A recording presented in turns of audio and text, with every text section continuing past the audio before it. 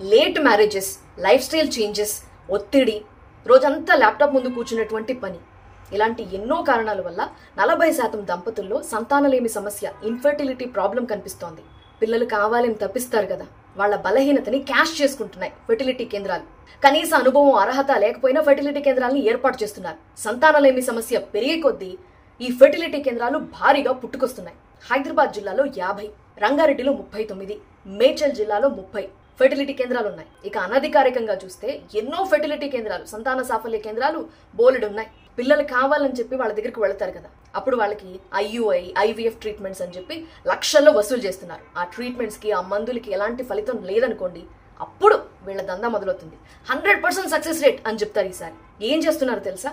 25 ఏళ్ల లోపు ఉన్నటువంటి యువతి యువకుల నుంచి సేకరించినటువంటి అండం, శుక్రకణం, ఎగ్ అండ్ స్పర్మ్ ని వాళ్ళ ల్యాబుల్లో ఫలదీకరించి ఫెర్టిలైజేషన్ చేసి వాళ్ళ అండాశయంలో ప్రవేశపెడుతున్నారు. తీరా బిడ్డ పుట్టిన తర్వాత తల్లిదండ్రుల పోలికలు ఉండట్లా. ముఖం, కవళికలు, అలానే రంగు, హెల్త్ ఇష్యూస్, ఆరోగ్యపరమైనటువంటి కండిషన్స్ అన్ని డిఫరెంట్గా ఉన్నాయి. అనుమానం వచ్చిన వాళ్ళు DNA టెస్టులకు వెళితే తమ బిడ్డ కాదు అని తెలుస్తోంది. ఇప్పుడు అలానే కదా సృష్టి ఫెర్టిలిటీ వ్యవహారం బయటకు వచ్చింది. 2 ఏళ్ల బేబీ పుట్టినప్పటి నుంచి హెల్త్ ఇష్యూస్, క్యాన్సర్తో సఫర్ అవుతుంటే అనుమానం వచ్చి ఫైనల్గా DNA టెస్ట్ చేపిస్తే తమ బిడ్డ కాదని తెలిసింది. మరి 2 ఏళ్లు పెంచారు కదా, ప్రేమ ఉంటుంది కదా, వదులుకోలేరుగా. కానీ తమ బిడ్డ కాదు అనే బాధ మనసులో ఉంటుంది కదా.